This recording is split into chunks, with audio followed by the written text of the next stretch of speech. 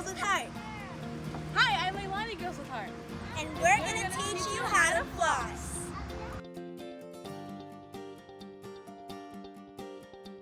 Okay, first things first is make sure your feet and legs are apart.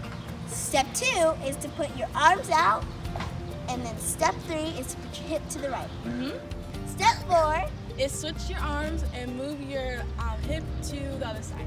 So, the next step is you're going to take your hips, bring them forward, and arms back. And now let's put it all together.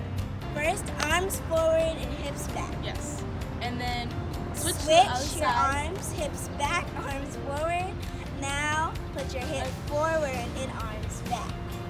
Let's start from the other side. So switch, and then hip, and then switch, and hip.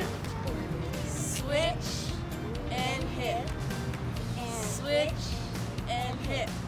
Okay, let's do it a little bit faster. Out, switch, hip, out, switch, hip, out, switch, hip, out, switch, hip, out, switch, hip, out, switch, hip.